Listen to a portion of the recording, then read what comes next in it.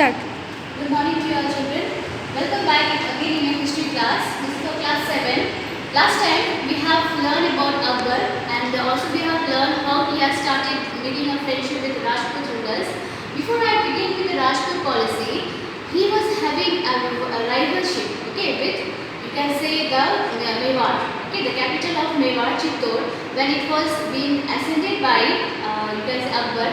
At that time, the ruler of Mewar has been free away, okay, and after that he has started his own state, that was Udaipur, and his name was Udayan Singh.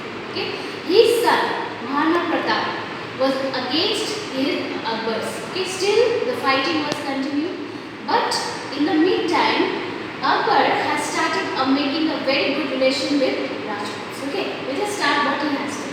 See, he established ties of marriage with Rajput kingdoms. He has married a daughter of Rajput called Harkabai, or named after she was named as Jodhabai. I heard she was being married to Akbar to make a good friendship. Okay.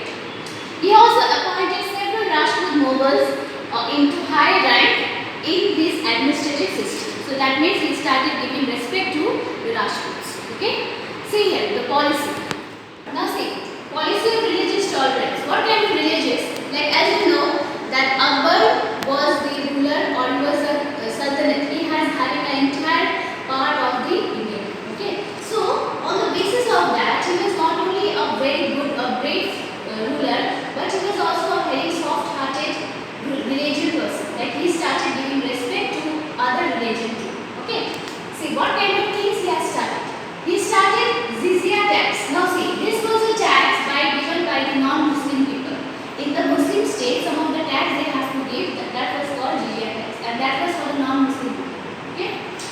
Non-Muslim subjects of a Muslim state, okay, they had to pay. Now see, Akbar also founded a new religion called Din-e-Ilahi. This is a very famous religion that is founded by Akbar called Din-e-Ilahi. In this religion, what happened? It was a divine faith. Divine faith means worship of every religion. Whatever religion he was having in his empire, Hinduism, Buddhism, or any kind of Jainism, every religion was being accepted by Akbar. Okay, that means given respect to, equal respect to all religions. Got it? Next, the Akbar also built Ibad Khana. See, Ibad Khana is a house of worship. Okay, to encourage religions and philosophy. It was made in his own empire so that other religion can also worship. Okay. Not only this, he has started with other administration power, like some of the holy books, like or you can say some of the books of Hinduism, like Ramayana, Mahabharata. This kind of books he has started converting into the different languages. Okay, especially Persian languages. So this was happened in the rule of Akbar, and he has started some of the central administration. That's will start from here. Now see here children, central administration. The Mughal had a highly centralized form of administration where all power lay in the hands of the emperor. Okay, the emperor was in the head of both the military and the administration setup. That means he was one and all power, and he was having the entire thing. Okay, discharging his administrative responsibility, his empire was aided by a cabinet consisting of a few important ministers. Okay, they are Wazir. See, first is you have Wazir. Wazir is a prime minister and the chief advisor to the emperor. Like in every state or every country, you have this kind of ministers and all. In the same way, Akbar's court was also divided with some of the minister. One of them was Wazir. Okay. Next you have Diwan. Diwan was the head of the revenue and finance. Revenue is the collection of tax, and finance, you know, the money. Okay. Next you have Mir Baksh. Now see, or you can say Mir Bakshi. Okay, the head of the military department and the paymaster of the army. Like whosoever used to have like in army, there were different soldiers used to work, and to give them different kind of you can say salaries or payment, there Mir Bakshi was there. He used to handle the military department. Okay. Next you have Mir Saman, person in charge of the imperial household. Okay, especially the roads and all, you can say that was he used to handle. Okay. Qazi, the head of the judicial department. Okay, justice. Sadar is a person in charge of charitable and religious endowment. especially those of the person who having a religious formality.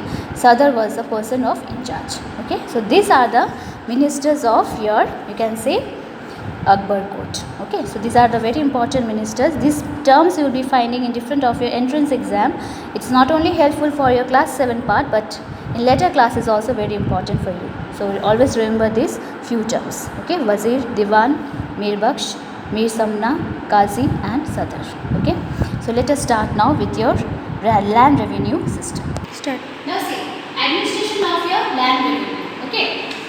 Dasala system. Dasala means your, das is a Hindi term that means 10. Okay, 10. Todarwal was a finance minister of Akbar.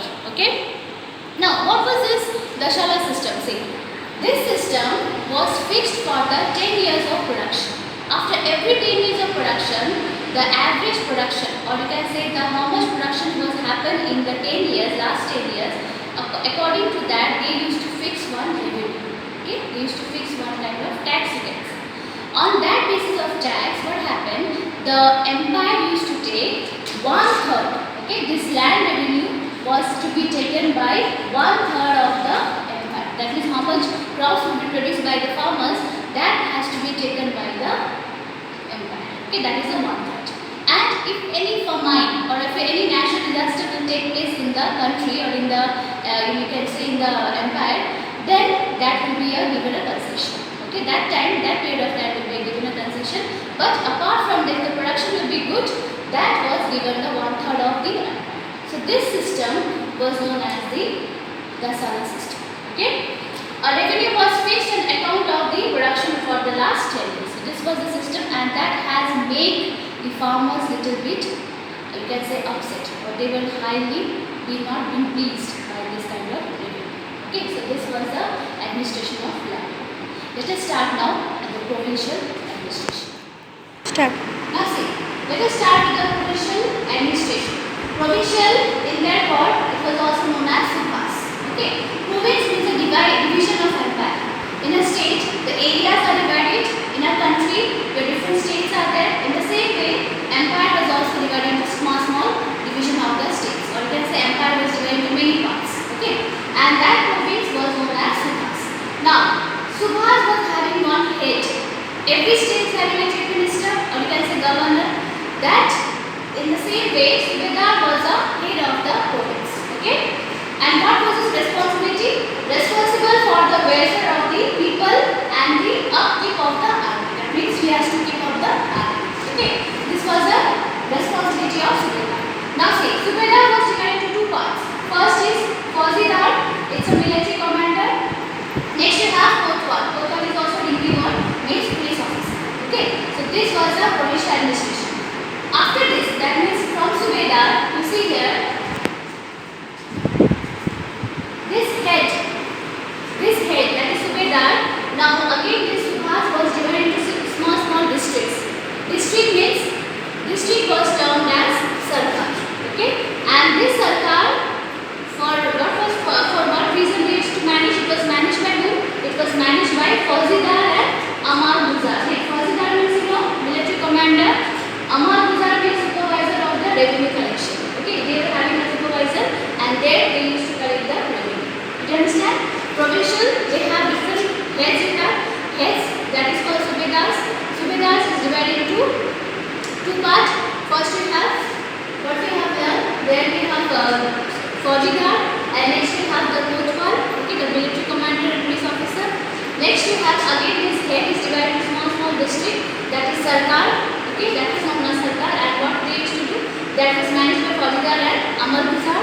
Next, this district was divided into Parganas. Parganas is the village.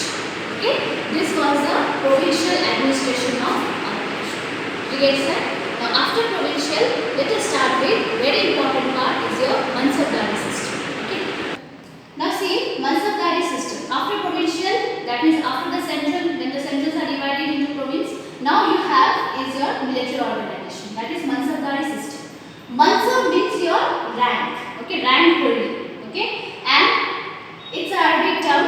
What is means of Mansabdari? It means military organization. Got it? Now see, this Mansabdar, okay, this Mansabdar was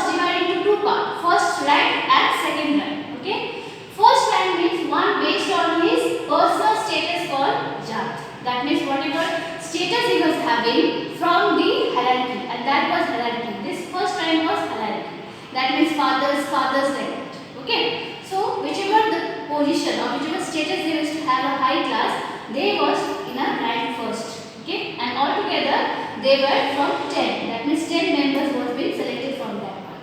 Got it? Next you have second rank. Second rank comes in here based on the number of soldiers and horses we maintained for the service of the empire called Sabha. How much empire is how much horses or how much soldier that person has maintained, that was termed as Sabha. Okay?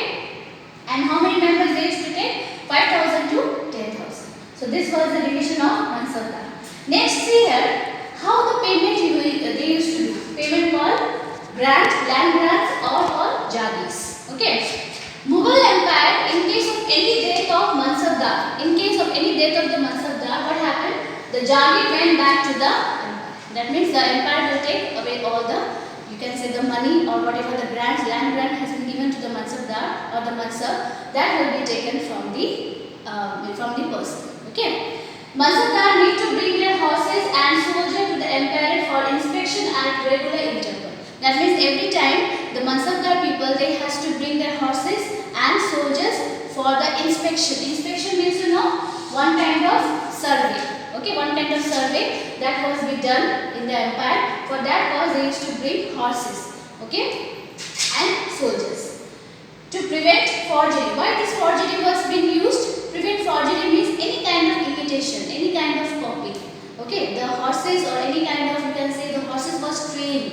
Okay, they were trained like a man, and they were not only trained, they were given some kind of, you can say branded. They were branded. Okay, branded means different names was being given to them, and they were trained like a man. For that reason, any kind of copy or any kind of imitation not to happen in the future. For that cause, they used to have regular inspection. Okay, and that training process which was done to the horse was called as Dagwa Chera.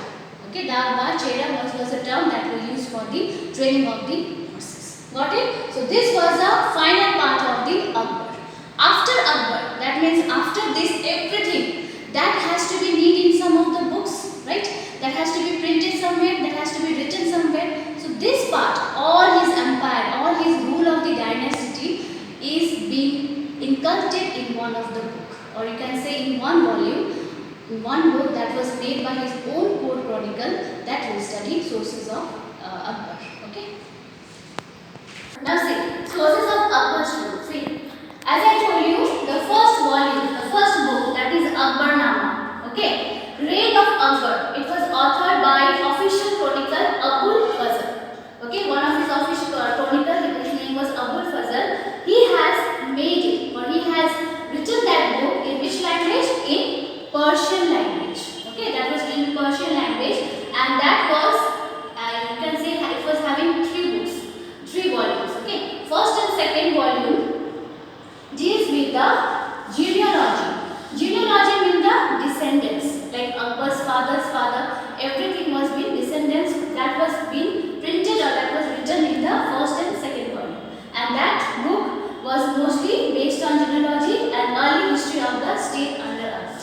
Before Akbar, Humayun was there. Before Humayun, Babur was there. So all his descendants part was being written in the first and second volume. Okay. And what was that called? That first, you have that one book that was Akbarnama. In that two volumes are there, first and second. And the third volume you have, that is called Ain-e-Akbari. Ain-e-Akbari means here how he has deal with the administration process, how he has started with the different kind of, you can say, laws in his own state or in his own empire. Okay.